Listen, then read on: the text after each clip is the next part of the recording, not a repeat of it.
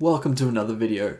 As you may know, a film that I don't think got that much attention, despite who has worked on it, is 3,000 Years of Longing, the new film from director George Miller, who last worked on the very successful Mad Max Fury Road.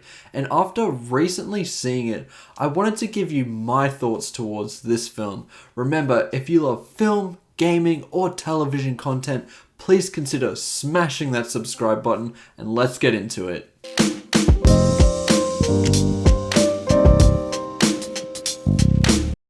So, if you are unaware of this film, 3,000 Years of Longing stars both Tilda Swinton and Idris Elba, where the latter plays a djinn who has to give Tilda Swinton's character 3 wishes. That might sound like the most generic thing on paper, but the film doesn't really transpire to be that. This is a film for adults and really focuses on the drama and the experiences both characters have gone through. Idris Elba is describing the experiences of his long life and what brought him to this moment, which opens up a 3-act structure as we get shown 3 specific flashbacks from this character. I weirdly found that this structure was similar to that of The French Dispatch, and I thought since that was the case, we would get a visual feast because I believe The French Dispatch is one of the most creative films ever made.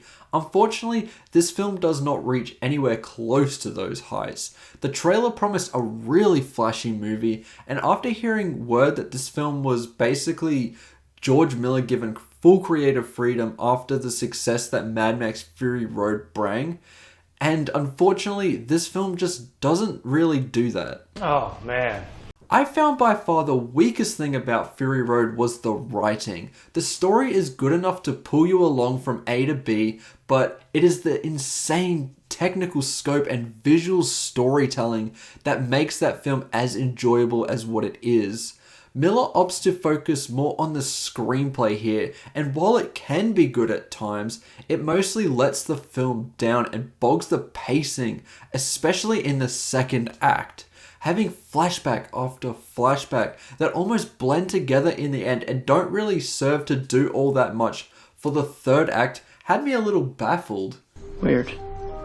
There is almost no bridge between the second and third acts, which made the choices characters made feel a little jarring as you don't understand how characters' motivations have changed so drastically, especially when they are stuck into one way of thinking for the entire film.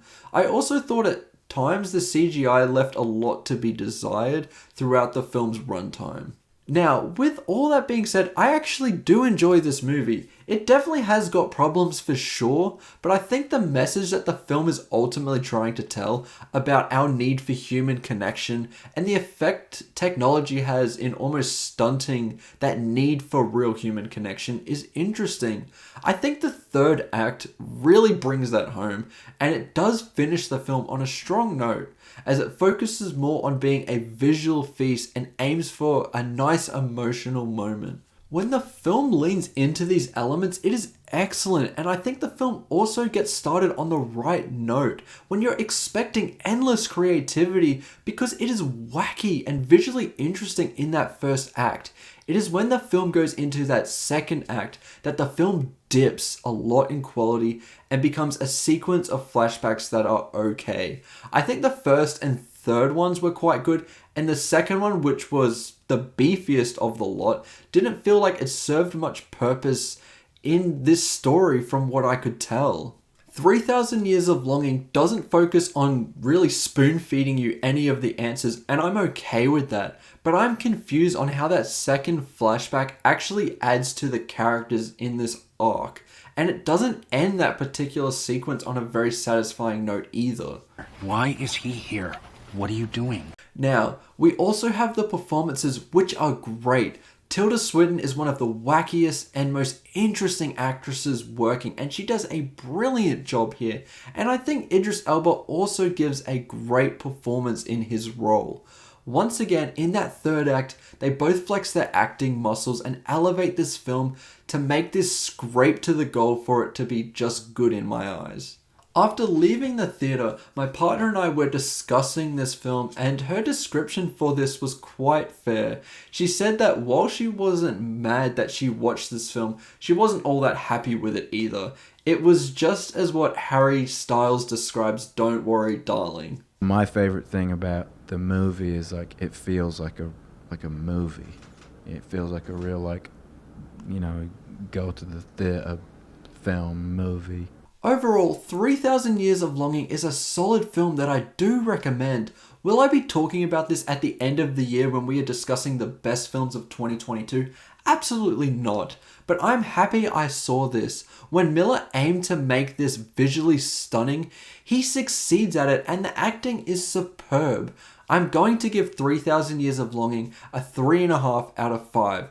I don't know at this stage if I am being too kind, but at this stage, I don't think it was a bad film. It was good and had some interesting ideas, and if you're looking for something a little different from the movies that we have been seeing lately, then you can't really do wrong with this film.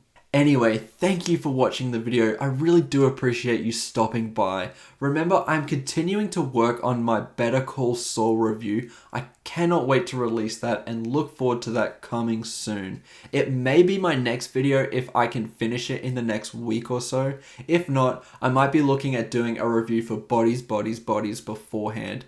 Remember to like and subscribe as it really does help the channel, and I will see you in the next one. Goodbye.